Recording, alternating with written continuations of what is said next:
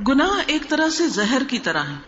جیسے زہر کھانے سے نقصان ہوتا ہے، اسی طرح گناہ کرنے سے روح کا نقصان ہوتا ہے. جیسے زہر جسم کو نقصان دیتا ہے تو روح کو نقصان دینے والے زہر کیا ہے؟ گناہ. جس درجے کا گناہ ہوگا اس درجے کا نقصان ہوگا. چھوٹا گناہ ہوگا چھوٹا نقصان ہوگا، بڑا گناہ ہوگا بڑا نقصان.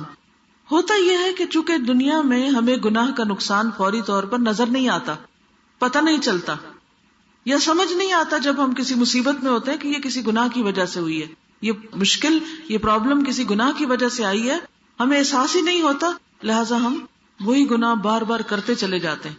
شیطان دشمن ہے، اور دشمن جب تک اپنا وار کر نہ لے وہ چین سے نہیں بیٹھتا.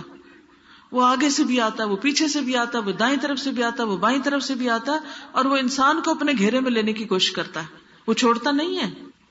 اس لیے ہم سب کو نمبر 1 یہ پتا ہونا چاہیے اللہ کو کیا پسند ہے کیا نہیں.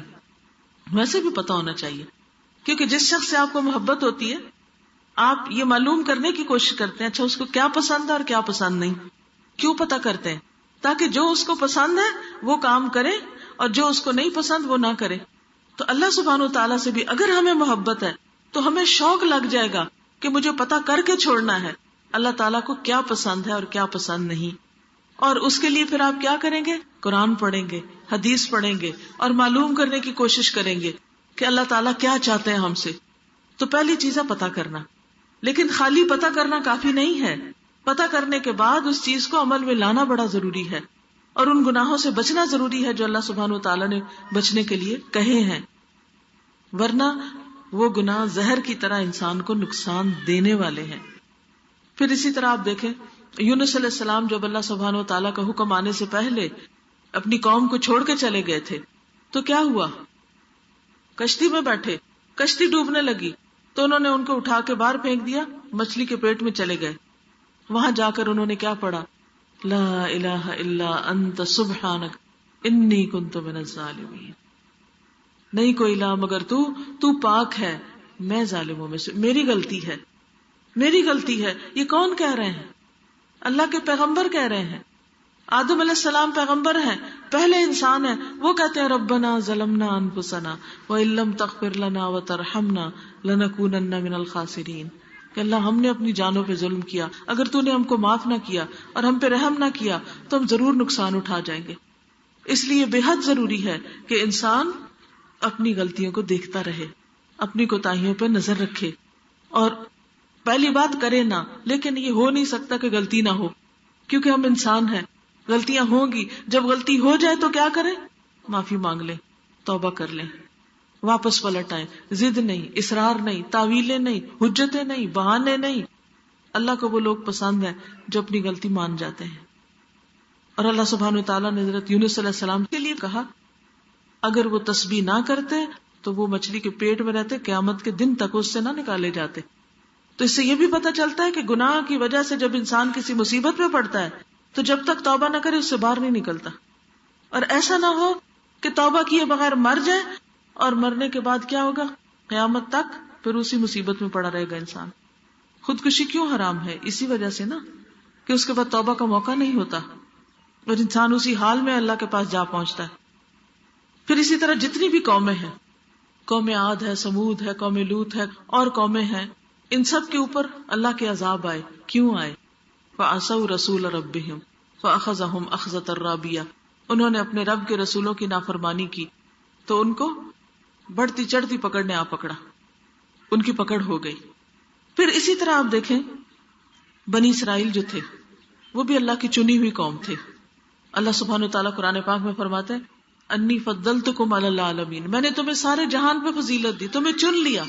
لیکن جب چنے ہوئے لوگ، چنی ہوئی قوم، جب اس نے اللہ کی نافرمانی کی تو کیا ہوا؟ اللہ نے ایسی قومیں ان پر مسلط کی جنہوں نے ان کو انتہائی ذلیل و خوار کیا. تاریخ اگر ہم پڑھیں تو پتہ چلتا ہے کہ کچھ ایسے بادشاہ گزرے ہیں جیسے ٹیٹس ہے، بخت نصر ہے، انہوں نے ان پہ چڑھائی کر دی، ہلاکو خان کی شکل میں ان کے اوپر عذاب بھیجا. اور پھر کس طرح مسلمانوں کے خلیفہ کو مارا گیا، بوری میں بند کر کے ڈنڈوں سے مار مار کے اس کو مارا گیا. کہاں وہ اتنی عزت و شان و شوکت، اور کہاں یہ عالم. یہ کیوں ہوا؟ اللہ کے احکامات سے دوری کی وجہ سے ہوا. آپس کی لڑائی اور فتنے اور فرقے کی وجہ سے ہوا. تو جب اللہ کی نافرمانی کوئی قوم کرتی ہے تو آخرت سے پہلے دنیا میں بھی اس کی پکڑ ہو جاتی ہے. حضور صلی اللہ علیہ وسلم نے فرمایا جب میری امت میں گناہوں کی کثرت ہو جائے گی تو اللہ تعالیٰ خواص و عوام سب پر اپنا عذاب اتارے گا، یعنی پھر سب اس کی لپیٹ میں آئیں گے. حضرت ام سلمہ فرماتی ہیں یہ سن کر میں نے حضور صلی اللہ علیہ وسلم سے پوچھا یا رسول اللہ کیا اس وقت صالح اور نیک بندے نہیں ہوں گے، یعنی نیک بندے ختم ہو جائیں گے؟ آپ نے فرمایا کیوں نہیں ہوں گے. میں نے کہا پھر ان کے ساتھ کیا معاملہ ہوگا، کیا وہ بھی بیچ میں پس جائیں گے؟ آپ نے فرمایا جو اور لوگوں پہ افتاد آئے گی وہ ان پر بھی آئے گی، پھر اللہ تعالیٰ کی جانب سے ان کی بخشش ہوگی اور ان کے لیے اللہ کی رضامندی اترے گی. یعنی اگر انسان کسی ایسے علاقے میں رہتا ہے کہ جہاں کوئی وبا پھوٹ پڑتی ہے، کوئی زلزلے میں لوگ مر جاتے ہیں یا کچھ سیلاب آ جاتا ہے، تو اب یہ تو نہیں ہوتا کہ نیک لوگوں کو الگ کر دے اور صرف برے لوگوں کو بہائے. اگر زیادہ گناہ ہونے لگے کسی بستی کے اندر تو آفت سب کو تباہ کر دیتی ہے.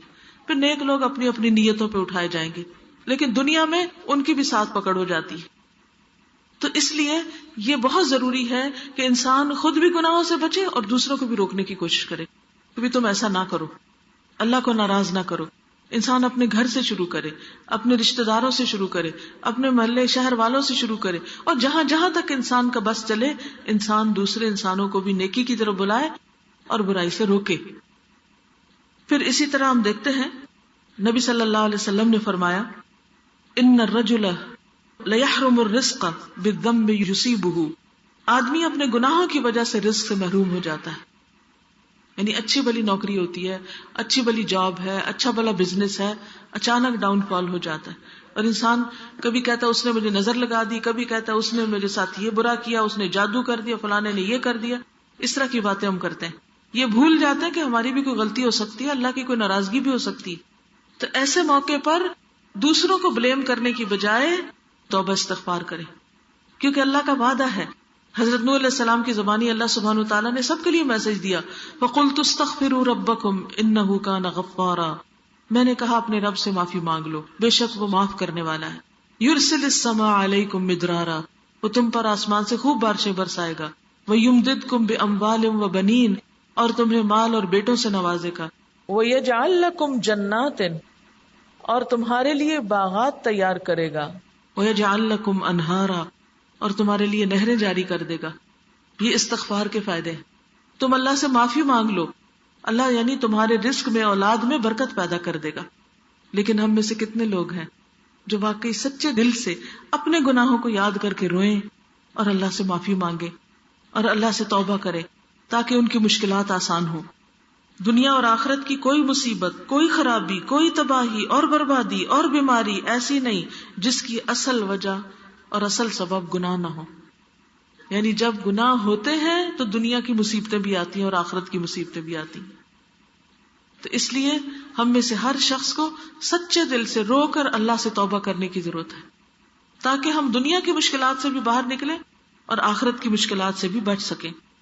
اور پھر صرف خود نہیں بلکہ دوسروں کو بھی برائیوں سے روکنا ضروری ہے، کیونکہ جو قوم برائیاں ہوتے دیکھے اور ٹس سے مس نہ ہو اور دوسروں کو منع نہ کرے، کوئی کسی پہ ظلم زیادتی کر رہا ہو اور اس کا ہاتھ نہ پکڑے، تو ایک دن وہ برائی اس کے اوپر بھی آ جاتی ہے. اور جو کسی کے لیے گڑھا کھودتا ہے خود اس میں گرتا ہے. جو چیز یاد رکھنے کی ہے وہ یہ کہ جس کسی برائی کو ہم برا سمجھتے ہیں اس کو اپنی زندگی سے نکالنا ہے. یوتھ کے لیے خاص طور پر، ینگ گرلز کے لیے خاص طور پر میں یہ کہوں گی کہ آپ اپنی عزت و عصمت کی حفاظت کریں، کیونکہ بہت فتنے پھیل گئے. آپ دیکھیں کہ بچے کے پاس موبائل ہے، آج موبائل کا کیا استعمال ہو رہا ہے سب کو پتا ہے نا. مجھے یہ بتائیں کہ کسی نوجوان لڑکی کے لیے کیا یہ جائز ہے کہ کسی لڑکے سے فون پہ باتیں کرے؟ منع ہے نا، حرام ہے نا، گناہ ہے نا. پھر یہ گناہ کریں گے تو کیا اس کا کوئی نقصان نہیں ہوگا؟ اس کا نقصان ہوگا. آج آپ دیکھیں کتنی طلاقیں ہو رہی ہیں، کتنے گھروں میں بے چینی، کتنے گھروں میں بربادیاں. بیوی ہے تو وہ شوہر کے ساتھ وفادار نہیں، شوہر ہے تو بیوی کے ساتھ وفادار نہیں. بچوں کا کیا بنے گا؟ نسلوں کا کیا بنے گا؟ کس قدر فتنہ فساد پھیلتا جا رہا ہے. ٹیلی فون سروسز کی طرف سے نئی آفرز آتی ہیں، لڑکوں سے باتیں کریں، یہ سروس فری ہے، یہ ٹائم فری ہے، طرح طرح کے سستے موبائل ہیں. اور قوم ہے کہ اس کے اندر جکڑی چلی جا رہی ہے. پھر آپ دیکھیں بعض کہیں نہیں ہم تو کوئی اچھی بات ہی کرتے ہیں, ہم تو کوئی بری بات نہیں کرتے. دیکھیں شیطان اسی طرح پھسلاتا ہے, اچھی باتوں سے ہی چلتا ہے انسان اور پھر جا گڑے میں گرتا پھسل کے. پھر آپ دیکھیں کسی مرد کو ٹیکسٹ میسج کرنا, کیا یہ جائز ہے یا ناجائز ہے؟ یہ ثواب ہے کہ گناہ ہے؟ گناہ ہے, سب کو پتا یہ گناہ ہے. لیکن کتنے ہی لوگ ہیں جو یہ گناہ دن رات کرتے ہیں, اور دن میں کئی کئی بار کرتے ہیں, اور اس سے انجوائے کرتے ہیں, اور اس سے خوش ہوتے ہیں, اسی گن چکر میں لگے رہتے ہیں, وہی دماغ میں چیزیں گھومتی رہتی ہیں. کیا ان کو چھوڑنا چاہیے یا نہیں ان چیزوں کو؟ لیکن کیا یہ اتنا آسان ہے؟ آسان نہیں. ہاں اس وقت آسان ہو جاتا ہے جب انسان اللہ سے مدد مانگتا ہے کہ یا اللہ یہ گناہ ہے, یہ برائی ہے, میں چھوڑنا چاہتی ہوں, تو مجھے توفیق دے, تو مجھ سے چھڑا لے. دیکھیں جب شوہر کو بیوی پر اعتماد نہیں ہوتا نا, تو اس کی قدر, اس کی محبت دل میں نہیں رہتی. اور اگر عورت کے پاس سب کچھ بھی ہو, زیور سے بھی لدی ہوئی ہو, کپڑے بھی اچھے پہنے ہوئے ہو, لیکن شوہر کی کوئی توجہ نہ اس کی طرف, کیا اسے کوئی خوشی ہو سکتی؟ کوئی خوشی نہیں زندگی میں ہو سکتی. تو یہ اپنے شوہر کے حق میں بھی خیانت ہو جاتی ہے. اس سے بچنا ہے, اپنی نظروں کی حفاظت کرنی, اپنی زبان کی حفاظت کرنی, اپنے کانوں کی حفاظت کرنی. کیا موبائل کے ذریعے یا ٹیلی ویژن کے ذریعے فحش گانے, بے حیائی والے گانے, عشق و محبت کے گانے جائز ہے؟ نہیں, کیونکہ یہ شیطان انسان کے لیے خوشنما بنا دیتا ہے, ان چیزوں کو خوبصورت بنا دیتا ہے. یہ گناہ کے کام ہے, ان سے بچنا ہے. پھر اسی طرح سود کا لین دین, یہ بھی حرام ہے. جب یہ سود عام ہو جاتا ہے تو اس کا بھی وبال آتا ہے انسانوں کے اوپر. اللہ اور اس کے رسول سے کھلی جنگ ہے. تو جس حد تک انسان ہو سکے اپنے آپ کو اس سے نکالے. اب دیکھیے کہ یہ کھانے میں جو احتیاط نہ کرنا نا, یہ وہ پہلا امتحان ہے جس میں آدم علیہ السلام مبتلا ہوئے تھے. پوری جنت کو چھڑا کے تو ابلیس نے اس چیز کا شوق دلایا کہ جو منع تھی. آج بھی آپ دیکھیں اتنا اچھا ہمارا ملک ہے, اتنی طرح طرح کی نعمتیں ہیں یہاں پر, اتنے زبردست فروٹس ہیں اور حلال چیزیں ہیں, ان کو چھوڑ کے ہم آرٹیفیشل کے پیچھے چل پڑے. ہم میں سے ہر شخص دیکھے کہ وہ اپنی کل کے لیے کیا بھیج رہا ہے. قرآن پاک میں اللہ تعالیٰ فرماتے ہیں وَلْتَنْظُرْ نَفْسٌ مَا قَدَّمَتْ لِغَدٍ. ہر شخص کو چاہیے کہ دیکھے اپنی کل کے لیے کیا بھیج رہا ہے. جو ہم بولتے ہیں, جو ہم لکھتے ہیں, جو ہم سوچتے ہیں, جو ہم کرتے ہیں, سب لکھا جا رہا ہے. اور کل جب کتاب ملے گی تو سب اس کے اندر لکھا ہوا ہوگا.